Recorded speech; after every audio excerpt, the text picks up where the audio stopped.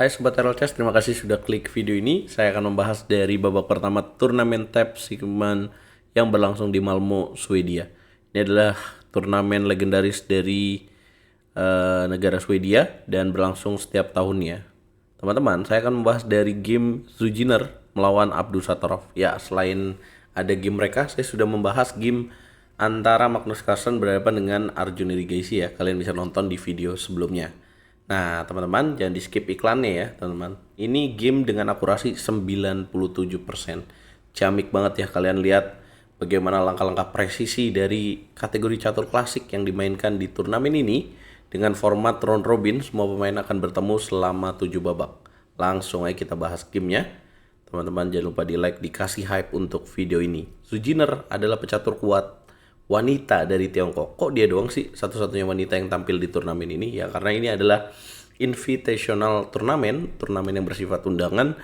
Ya bisa jadi hanya Zujiner yang menerima undangan untuk turnamen ini, teman-teman. Zujiner memulai dengan langkah E4, dijawab dengan karokan defense oleh Abdusattorov, pecatur kuat asal Uzbekistan ya. Nih temannya Sindarov, teman-teman. Kemudian D4 dimainkan, D5 dimainkan, kemudian E5. Ini adalah variasi populer dalam karokan defense ya, yaitu variasi advance.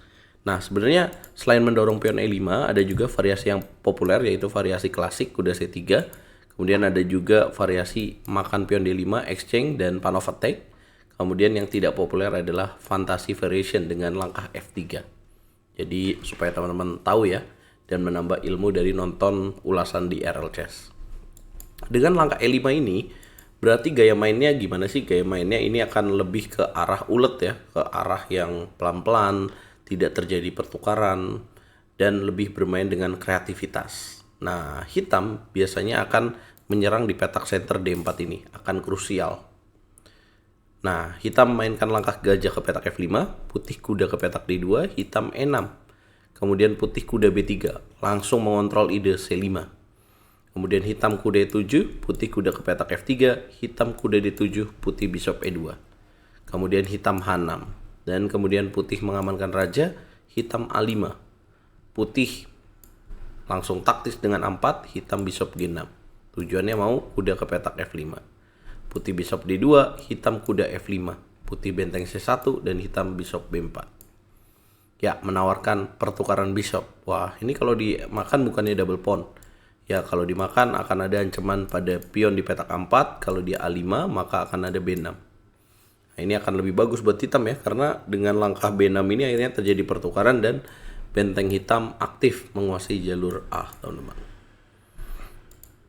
Maka putih tidak lakukan itu. Harusnya di sini langkah C3 adalah langkah yang paling tepat ya.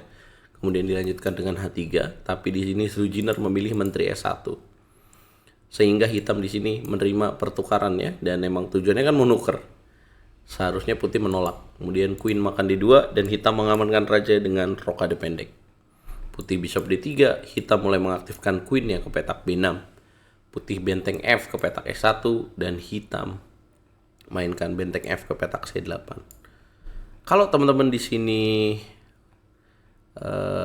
gatel ya, ingin melihat kenapa putih nggak dorong G4 ya untuk usir kuda di petak E7, maka tidak masalah ya. Hitam akan bermain dengan langkah kuda E7 dan justru dengan langkah G4 ini menyebabkan ya bangunan atau pertahanan dari putih jadi terekspos. Itulah kenapa putih nggak lakukan itu, tapi lebih memilih benteng A1. Ya, benteng A1 dimainkan, kemudian hitam kuda E7 diterima pertukaran ini, dimakan lagi dengan kuda dan benteng A3. Ide kreatif coba dibangun oleh Zujiner, mungkin bentengnya mau ke petak B3 ya, tapi perlu memindahkan kuda di sini. Merespon itu, punya kesempatan untuk mendobrak, Abdusattorov langsung mendobrak dengan langkah C5.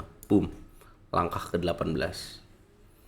Pion makan pion C5, kuda makan C5. Wow, kuda loncat ke petak E4 bisa berbahaya ya.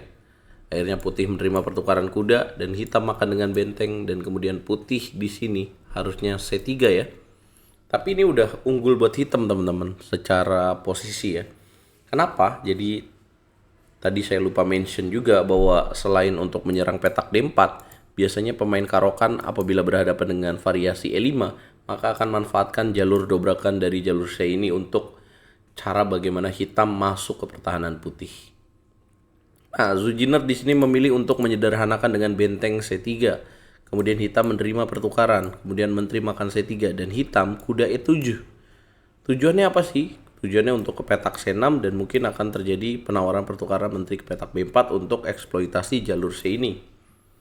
Nah, lihat waktunya masih 30 menit ya. Ini yang membuat saya kaget semalam waktu saya menyiarkan live streaming ya. Tiba-tiba ada langkah blunder, boom, kuda D4. Saya tidak tahu apa tujuan dari putih, tapi saya mengira mungkin putih punya tujuan untuk benteng E3, benteng G3. Tapi masa lupa kalau hitam bisa benteng C8 di sini. Langsung dimainkan oleh hitam. Dan putih terpaksa sedang menjaga pion B2 harus memilih antara menjaga kuda atau pion. Pasti dia menjaga kuda dong, dan kemudian jatuh pion di petak B2-nya. Jadi ini kesalahan yang fatal dilakukan oleh Zujiner. Kemudian Zujiner coba mainkan dengan langkah H3, Abdusattorov tidak memberi ruang lagi. Dia langsung coba menawarkan pertukaran mayor piece. Udah unggul satu pion. Kemudian diterimalah, dimakan lagi, dan kemudian putih mainkan langkah A5, hitam benteng C4.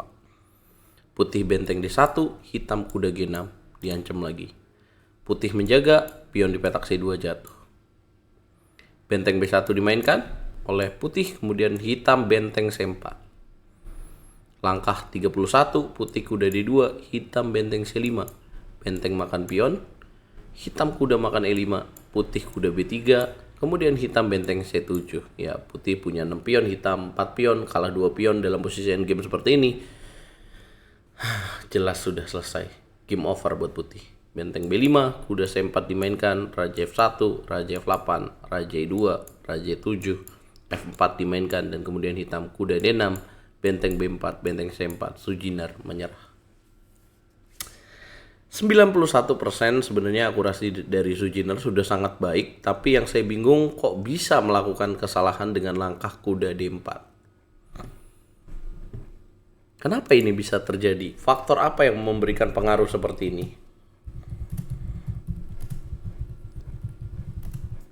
Menurut kalian kenapa dia bisa melakukan blunder besar seperti pemula?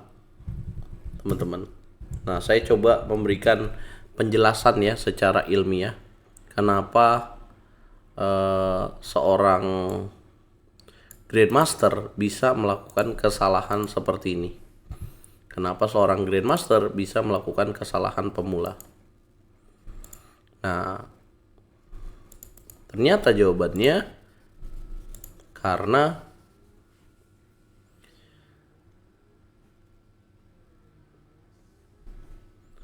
apa teman-teman? Karena hilangnya fokus. Nah, pertama karena kelelahan mental. Ya bisa jadi nih pressure melawan Abdusattorov, dan juga Zujiner kan baru aja selesai bermain turnamen FIDE kandidat perempuan ya. Kayaknya pressure-nya masih ada gitu, masih capek, dan kemudian berhadapan dengan elo rating 2700 yang mungkin jarang dihadapi. Dia kelelahan mental di sini. Nah, kita tahu bahwa turnamen catur klasik kan sangat menguras energi ya. Kemudian kalau kita bicara nomor 2, tekanan waktu kayaknya enggak juga ya, masih 30 menit. Nah, yang ketiga mungkin bisa jadi alasan, yaitu efek blind spot atau buta sesaat. Jadi bisa aja dia miskalkulasi sesaat ya. Terkadang otak seorang pemain top terlalu fokus pada pola yang sangat kompleks sehingga mereka sering mengabaikan hal yang paling sederhana. Mereka mungkin sedang mengkalkulasi checkmate dalam 15 langkah, tapi justru tidak melihat bahwa menteri mereka bisa dimakan secara cuma-cuma. Pernah kejadian kayak gitu? Punya ide yang panjang tapi di depan mata malah nggak kelihatan. Nah, nomor 4 juga bisa jadi alasan, terlalu percaya diri atau meremehkan lawan, kemudian gangguan psikologis bisa jadi alasan, kemudian juga kondisi fisik yang tidak prima. Menurut kalian, apa alasan Zujiner bisa melakukan kesalahan seperti itu, teman-teman? Padahal teorinya udah sangat ciamik banget. Dan akurasi dari Abdusattorov menyentuh 97%. Dengan hasil ini, ada 2 pemain yang mengantongi kemenangan ya, yaitu ada Andy Woodward yang mengalahkan pecatur tuan rumah, yaitu Niels Gradelius. Kemudian sisanya remis ya, Arjun melawan Magnus, Yagiskan melawan Jordan Van Forest. Kemudian ya sisanya kalah. Inilah. Di Di babak kedua, Magnus akan berhadapan dengan Nils Grandelius, pecatur tuan rumah. Elo ratingnya cukup jauh. Kemudian Yagis akan bertemu Arjun, Abdusattorov, Andy Woodward. Nah, ini duelnya anak muda nih. Apa komentar kalian dan prediksi kalian? Jangan lupa nonton live-nya jam 8 malam hanya di YouTube RL Chess. Aduh.